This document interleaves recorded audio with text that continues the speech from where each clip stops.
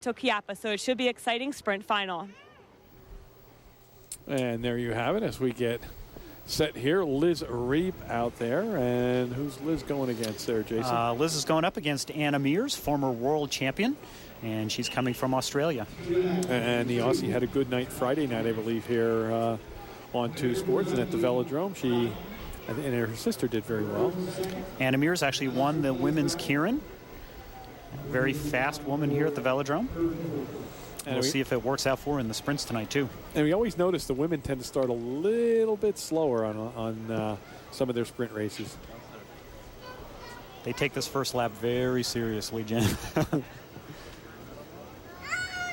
Interesting, Jim. If you take a look at the sleeves there of Anna Mears, you can see a little rainbow stripe around her sleeve. That signifies that she is a former world champion. And Mears, of course, there is higher on the track. The Australian, the full team here tonight, Jason, too. I believe their whole sprint team is here at the velodrome competing. They are all here. And again, we say the velodrome is one of the best places not only in our country but around the world to live and train. And the Australians are definitely taking advantage of that this summer. Not to mention they can get some of that good old Pennsylvania Dutch food you get out this way in Drexlertown. Well, think about this. In Australia, it's their winter time right now, so they're living the endless summer coming here for our summer. And really taking this entire lap slow, almost stopping there. And we really should tell the viewers, you had mentioned that they cannot entirely stop anymore for an inordinate amount of time, I guess is the best way to put it. The first half lap, they must keep moving. Now, they've gone past that half lap mark.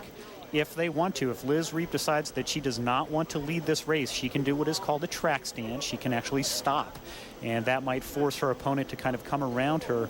Looks like Liz Reap maybe wants to race this race from behind. We'll see if she does a track stand. Well, maybe not. And they're now in turn 4, up high on the track. There you see a close shot of Mears, and she's going to try it from up top. Let gravity bring her down to the bottom of the track. I think Liz Reap got caught sleeping there just a little bit. She's got a lot of real estate there to make up. So it's going to be Mears as she heads into turn 3. Good 30 yards or so on Reap, and Liz Reap, I don't think Jason is going to catch her in this particular sprint. A little wave to the crowd. Now, where did that get away from Liz Reap as we saw them up in turn 4? I think Anna Mears just made a quicker jump there, and I think maybe Liz Reap was looking over one shoulder when she should have been looking over the other one. So there a look at Anna Mears. She's going to take that one, and here a look at the finish. Oh, there it is. She just jumped down on her from right up top. Actually, Liz Reap stayed very low on the track, and that's kind of interesting that she did that. She wasn't able to use the track as banking to kind of come down and pick up her speed, and I think maybe that's a mistake that Liz is kind of regretting right now. And there's both riders in the cool down there, heading toward the middle of the track. Here we go. And we're set for our next. And coming to the line sprinters right now is Jenny Reed from the United States, and also Carrie Mears, the sister of Anna Mears from Australia. So another Mears out there. And there, look at Jenny Reed and Mr. Hartwell. They've done a great job this summer, as always, at the velodrome, putting together these international events with these world-class riders with their focus and eyes on the Olympics to come up next summer. Jim, it's like we have our own little Olympic Games right here. Again, outside of an Olympics or a World Championship, I don't think you'll see better competition anywhere in the world than right here at our velodrome. And the best riders got to get out here one of these nights. Friday night, always a big night here at the velodrome, as well as the weekend. And there's local competitions, Jason, you've mentioned a couple times, as always. Definitely. Usually on Tuesday nights, that's when the amateurs race, but tonight, of course, that's a little bit different. We have the world champions here tonight, but usually the amateurs race on Tuesday. The masters usually race on Saturday. This track is being used all the time, every single day, it seems. Could have dusted off one of our cameras down there, Matt Walp in the corner, and riders came very close to that 2 Sports setup. And there's almost another stop, and they're a good long shot, you see. And you'll see the official walk alongside of them just to make sure that they are going at least walking pace.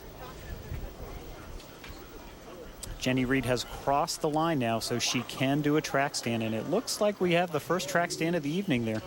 Jenny Reed does not want to lead this one out. She wants her opponent to come around her, I think. But now does start to make a move. Now, is she gauging distance there, Jason, hoping that now she's gotten too far behind?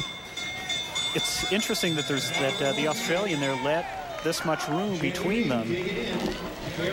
Carrie Mears now has quite a bit to make up on her. So this mirroring the last race we had. Here's Jenny Reed. She's in turn 3, but here comes Mears behind her.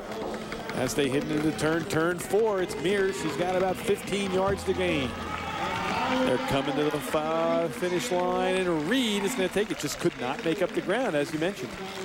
Kind of interesting that Carrie Mears let that much room open up between the two riders there. Sometimes a rider will let a little bit of real estate open up so that they can get a run at their opponent, pick up speed a little bit more, have a little more racing room there.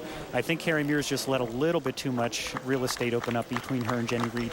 And there was a good shot of the crowd here at the Valley Preferred Cycling Center. Quite an exciting Friday when the velodrome was named. The naming was picked up by Valley Preferred here. And here we go. We're going to take a look, Jason, at that lead that Jenny Reed got on Mears.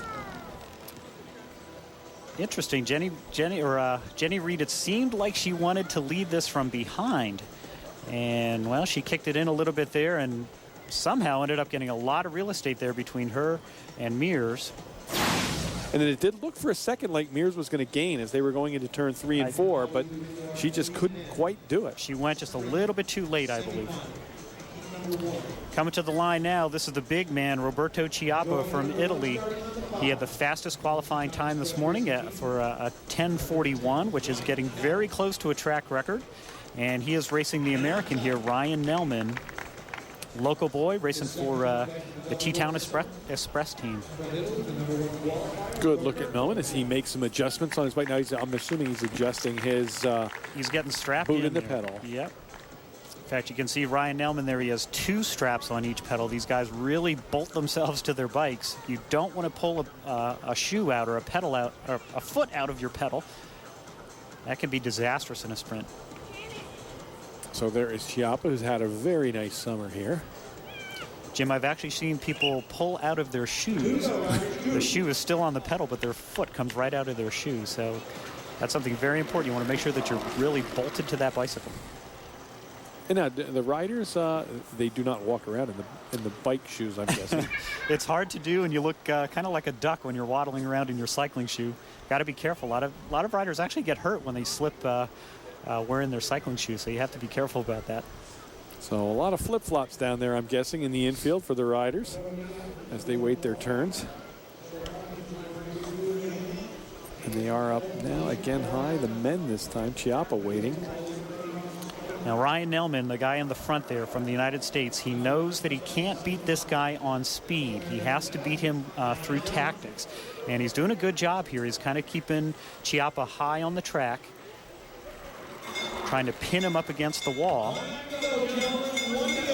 Chiappa letting some room open up there, staying high on the track, going to get that slingshot. They're in turn 1, heading to turn 2. Nelman takes the lead, but here comes Chiappa, and off the seat there for the Italian. As they come around turn 4, it's a close one, but at the end it looks like Chiappa's going to jump out in front. And does. Wow, that time, Jason, he actually got up off the seat, and we haven't seen that much here. They pretty much stay stationary there, but not Chiappa that time. To start your sprint, usually you do get up out of the saddle like that. You don't usually stay up there out of your saddle too long. You want to get back down in your saddle as quickly as possible, but Chiappa there doing a very good job getting his bike up to speed and comes across the line very easily. Yeah, made it look easy.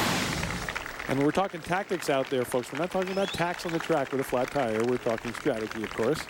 As we look at Chiappa coming across and waves to the crowd, as all the riders do, and very appreciative of the crowd that comes out here to the velodrome to root them on.